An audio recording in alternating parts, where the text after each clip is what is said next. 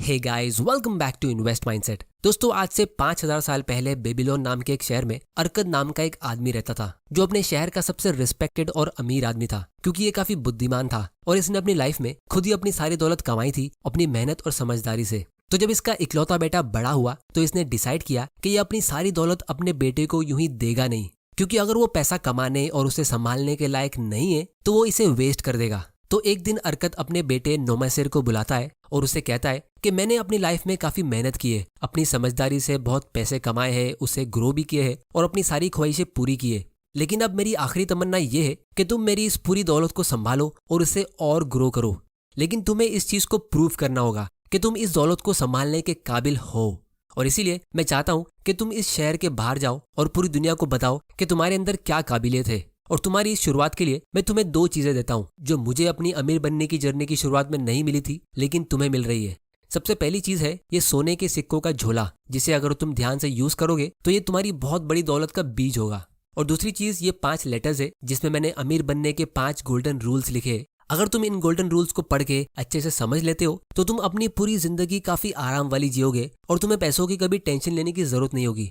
अब तुम्हें 10 साल के लिए इस घर से और इस शहर से बाहर जाना होगा इन 2 चीजों के साथ, और 10 साल बाद जब तुम वापस आओगे तो तुम्हें अपना हिसाब किताब देना होगा कि तुमने क्या किया, जिससे मुझे पता चल जाएगा कि तुम मेरी दौलत को संभालने के लायक हो या नहीं।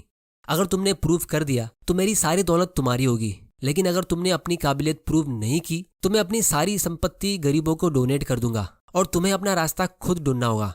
तो तब अरकद का बेटा नोमासिर उन 2 चीजों को लेके, यानी सोने के सिक्कों का बैग अच्छे से पैक करके और उन लेटर्स को एक कॉटन के कपड़े से लपेट के घर से निकलता है, और उसकी माँ उसको एक गुलाम और कुछ घोड़े दे देती है उसकी सेफ्टी के लिए। फिर एग्जैक्ट 10 साल होने के बाद नोमासिर वापस अपने घर आता है और देखता है कि उसके पिताजी काफी बूढ़े हो गए, लेकिन उसे वापस आता हुआ देख के उसके पिताजी काफी खुश होते, और इसी खुशी में अरकद अपने सारे दोस्तों और रिश्तेदारों को डिनर पे बुलाता है। फिर जब उनका डिनर हो जाता है तो वो सब नोमासिर की तरफ देखते और उसके मॉम डैड भी अपनी चेयर पे बैठ के नोमासिर को सामने खड़ा करते और उसे पूछते कि उसने इन 10 सालों में क्या किया। तो नोमासिर बताता है कि उसने शादी कर ली और वो अपनी बीवी और 2 छोटे बच्चों को भी लेके आया है, और कहता है कि पिताजी, मैं आपकी होशियारी और बुद्धिमानी को सलाम करता हूँ। 10 साल पहले मेरे पास कुछ भी नहीं था और आपने एक बहुत ही अच्छे पिता होने के नाते मुझे एक सोने के सिक्कों का बैग दिया और साथ में एक उससे भी ज्यादा कीमती चीज दी जिसकी कीमत मैं उस वक्त समझ नहीं पाया, और इसीलिए जब मैं बाहर गया तो मेरे हाथ से वो सोने के सिक्कों का बैग इतना जल्दी दूर चला गया जैसे एक बच्चे के हाथ से एक खरगोश भाग जाता है, क्योंकि उसको पता नहीं होता है कि उस खरगोश को संभाला कैसे जाए। तो ये सुन के उसके पिताजी हंसने लगे। फिर नोमासिर कहता है कि सबसे पहले मैं निनेवे नाम के एक शहर में गया, क्योंकि वो शहर काफी तेजी से आबाद हो रहा था, तो मुझे लगा कि वहां पे पैसे कमाने की बहुत सारी अपॉर्चुनिटी होगी। तो जब मैं उस शहर में एंटर कर रहा था तो मुझे 2 लोग मिले जो काफी फ्रेंडली थे।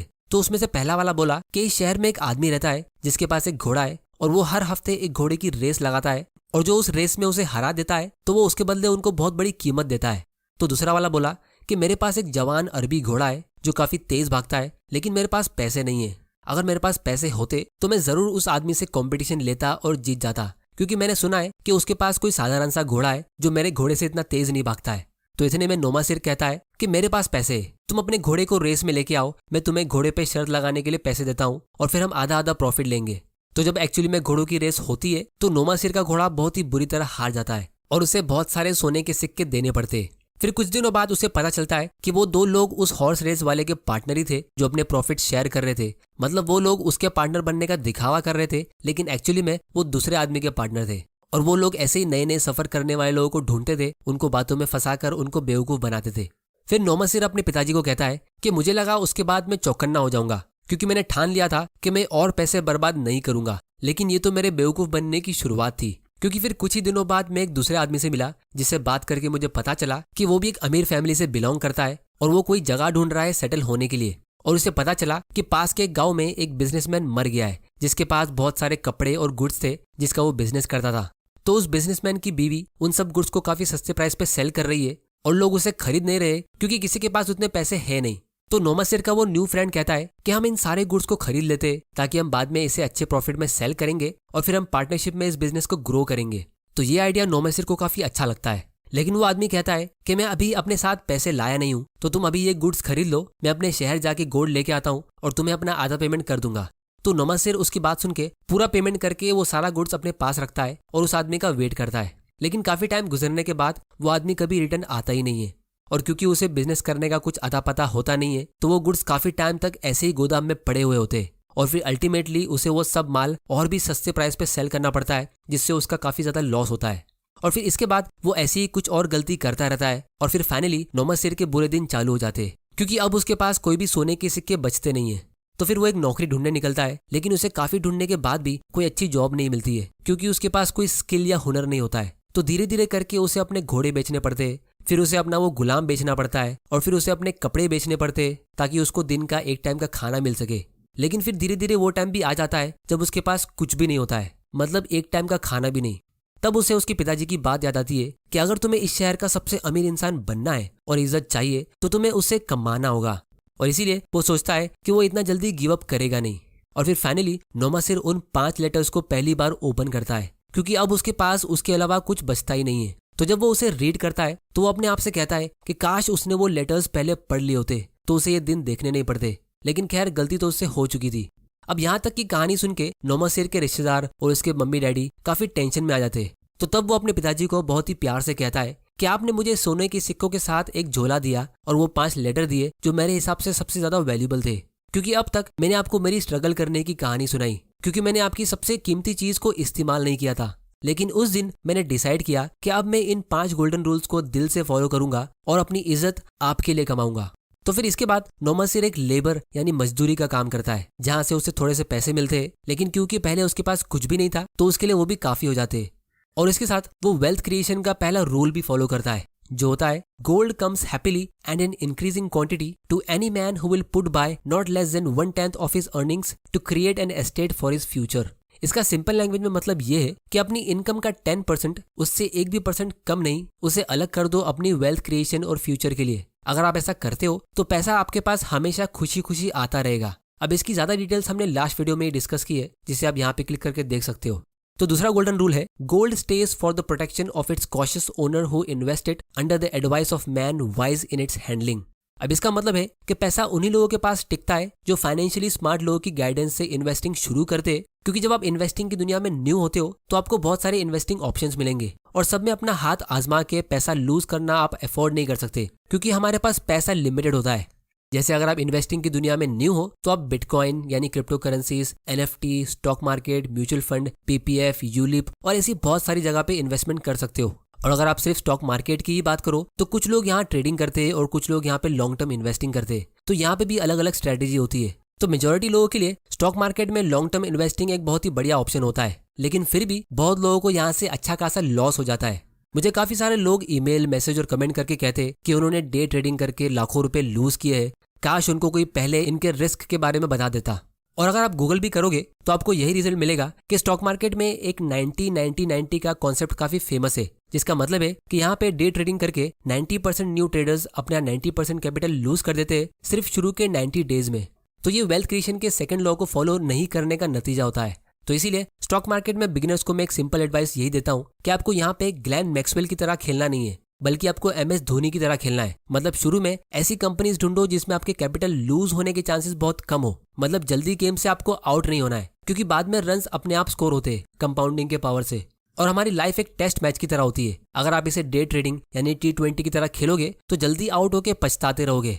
तो अब हम वापस अरकत और नोमासिर की स्टोरी पे आते। तो जब नोमासिर मजदूरी करके थोड़ी बहुत सेविंग्स कर रहा था तो उसकी मुलाकात एक बहुत ही फाइनेंशियली स्मार्ट आदमी से होती है, जिसका नाम किसी को पता नहीं होता है, लेकिन लोग उसे रॉकी के नाम से बुलाते, जो उसे बिजनेस के बारे में सिखाता था। तो बाकी लोगों में और रॉकी में फर्क ये था कि वो उसे डायरेक्टली कहीं पे इन्वेस्ट करने की टिप्स नहीं दे रहा था, बल्कि बिजनेस के टाइमलेस प्रिंसिपल सिखा रहा था। तो नोमासिर अपनी छोटी छोटी सेविंग्स को रॉकी की दी गई नॉलेज से बिजनेस में इन्वेस्ट करता और फिर धीरे धीरे वो देखता कि उसको थोड़ा बहुत प्रॉफिट मिल रहा है। उसके प्रॉफिट काफी छोटे थे, लेकिन उसका हौसला काफी बुलंद हो गया था।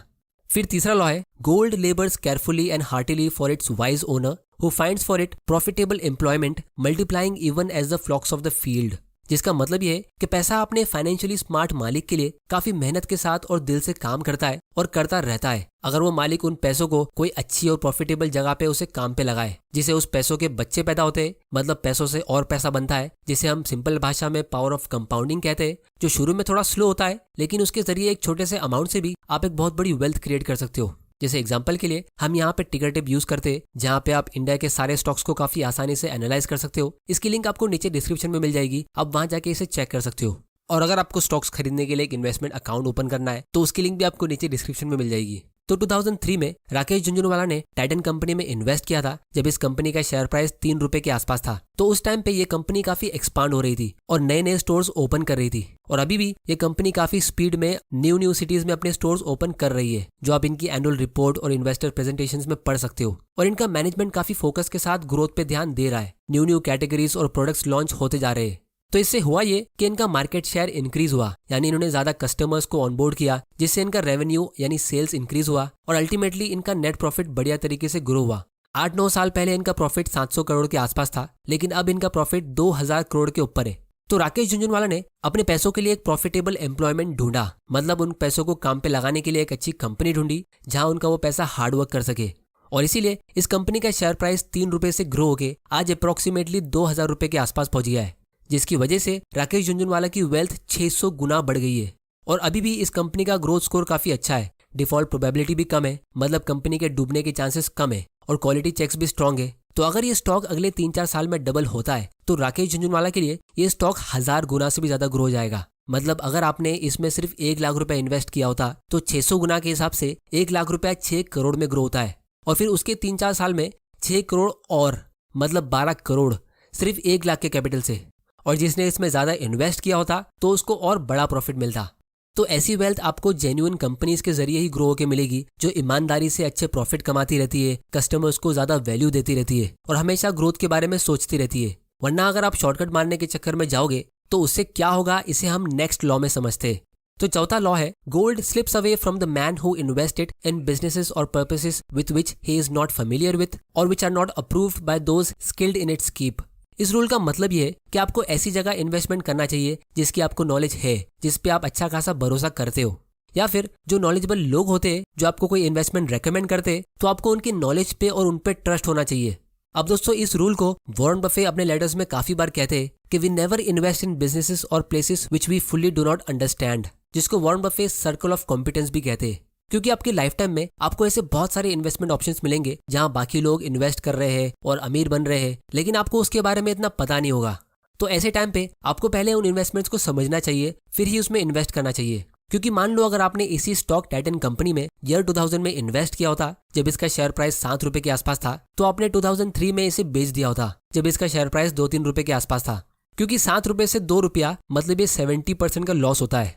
तो जिनको बिजनेस की नॉलेज और उसकी अंडरस्टैंडिंग नहीं होती है, तो वो लोग हमेशा मार्केट क्रैश के बीच डर के सेल कर देते। राकेश झुनझुनवाला ने इस स्टॉक में काफी पहले से इन्वेस्ट कर रहा था, ईयर 2000 से भी पहले से, लेकिन जब इसका शेयर प्राइस 2002 और 2003 में गिरा तो उन्होंने इसमें एकदम बड़ा अमाउंट इन्वेस्ट किया। उन्होंने अपनी ऑलमोस्ट पूरी लाइफ टाइम की सेविंग्स इसमें लगा दी, क्योंकि उनको इस कंपनी की इतनी नॉलेज और अंडरस्टैंडिंग थी। तो एक चीज मैंने हमेशा देखी है कि स्टॉक्स सेम होते हैं, लेकिन दो लोगों को अलग अलग आउटकम मिलता है, एक को प्रॉफिट और दूसरे को लॉस। क्योंकि जिसको लॉस मिलता है तो उसने लॉ नंबर 4 फॉलो नहीं किया होता है और उन्होंने किसी भी स्टॉक में कभी भी इन्वेस्ट कर लिया होता है बिना उसको समझे। और फिर फाइनल लॉ है, gold flees the man who would force it to impossible earnings और who follows the seductive advice of tricksters and scammers और who trust it to his own inexperience and romantic desires in investment. अब इस rule का मतलब ये है कि जो लोग अपने इन्वेस्टमेंट से बहुत ही एक्स्ट्राऑर्डिनरी रिटर्न्स एक्सपेक्ट करते, जैसे 21 दिन में पैसे डबल या 1000 रुपया इन्वेस्ट करके 1 लाख रुपए का प्रॉफिट कमाने का सोचते, तो वैसे लोगों के हाथ से जो पैसा उनके पास ऑलरेडी होता है ना, वो भी उड़ के भाग जाता है। और ऐसी एडवाइस आपको ज्यादातर फ्रॉड इन्फ्लुएंसर्स और स्कैमर्स देंगे, जो आपको पूरी तरह ग्रिड में डुबा के आपसे ऐसे काम कराएंगे। वो लोग आपको स्क्रीनशॉट्स भेजेंगे कि उन्होंने एक ही दिन में 5 लाख रुपए का प्रॉफिट कमाया फ्यूचर्स एंड ऑप्शंस के जरिए, और ये बहुत ही ईजी है, आपको भी करना चाहिए, एक्सेट्रा एक्सेट्रा। लेकिन वॉरेन बफे और पर्सनली मैं भी डे ट्रेडिंग, फॉरेक्स ट्रेडिंग और फ्यूचर्स एंड ऑप्शंस को वेपन्स ऑफ फाइनेंशियल डिस्ट्रक्शन मानते हैं। मतलब बहुत ही आसानी से एकदम चुटकी बजाते ही आपकी लाइफ टाइम की सेविंग यहाँ खत्म हो सकती है। दोस्तों, मुझे काफी सारे ईमेल्स और मैसेजेस आते जहां लोग अपनी रियल लाइफ स्टोरी बताते कि कैसे उन्होंने स्टॉक मार्केट से ट्रेडिंग करके और दूसरे ऐप से जैसे फॉरेक्स, बाइनरी, क्रिप्टो या फ्यूचर्स एंड ऑप्शन से जल्दी पैसा कमाने के चक्कर में लाखों रुपए लूज किए। जैसे मुझे काफी रिसेंटली एक ईमेल आया जहां एक आदमी ने कहा कि उसकी 6 सिस्टर्स है और उसने टोटल 12 लाख रुपए सेव किए थे उनकी शादी के लिए, जो उसने सब ट्रेडिंग करके लूज कर दिया। और उस पर बहुत बड़ा लोन का टेंशन भी है और उसे पता नहीं कि वो उसे कैसे हैंडल करेगा। तो ये जो मिस्टेक्स है लोग हजारों सालों से करते आ रहे, जो नोमेसर ने भी की थी, कि जितना पैसा आपके पास पहले होता है आप उसे लूज करके ही सबक सीखते हो। तो इसीलिए ऐसे वीडियोस में टाइम टू टाइम बनाते रहता हूँ ताकि आप इसे अपने फ्रेंड्स और फैमिली मेंबर के साथ शेयर करो जो जल्दी अमीर बनने के चक्कर में अपनी छोटी सी गलती की वजह से इस फाइनेंशियल फ्रीडम की रेस में काफी पीछे हो जाते हैं। अब दोस्तों गुड न्यूज ये है कि चाहे आप अपनी लाइफ में कितनी भी गलती करो आप हमेशा एक कमबैक कर सकते हो और अपनी लाइफ टाइम में वेल्थ बिल्ड कर सकते हो। तो नोमेसर ने भी अपने 10 साल की जर्नी में बहुत सारी मिस्टेक्स की, जहां वो जल्दी पैसा कमाने के चक्कर में कभी हॉर्स रेस में सट्टेबाजी करता तो कभी खराब बिजनेस में इन्वेस्ट कर देता, जहां वो कुछ पैसे कमा तो नहीं पाया बल्कि उसने वहां पैसे लूज कर दिए। लेकिन उसने हार नहीं मानी और उसने मेहनत करके भले ही मजदूरी करके थोड़े पैसे सेव करके एक्चुअल इन्वेस्टिंग शुरू करी और इन 5 गोल्डन रूल्स को फॉलो करके अपनी बाकी की जिंदगी गुजारी, जिससे अल्टीमेटली हुआ ये कि वो अपने पिताजी से कहने लगा कि अगर तुम मुझे सच में अपनी पूरी दौलत दे देते लेकिन वो 5 गोल्डन रूल्स नहीं देते तो मैं आपकी सारी दौलत तो क्या पूरी दुनिया की सारी दौलत भी काफी जल्दी बर्बाद कर देता। लेकिन आपने ऐसा नहीं किया क्योंकि आप बुद्धिमान हो।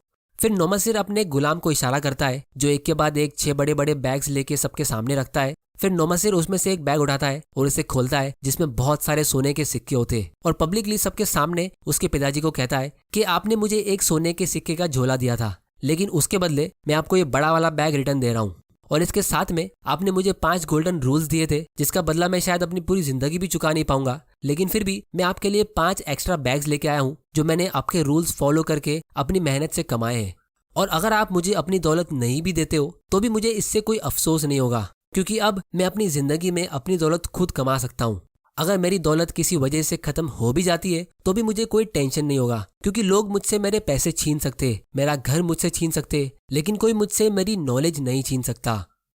और ये सुन के अरकत अपने बेटे पे काफी प्राउड फील करता है और वो कहता है कि आज तुमने ये प्रूफ कर दिया कि तुम मेरे ही बेटे हो और इस दौलत के असली हकदार।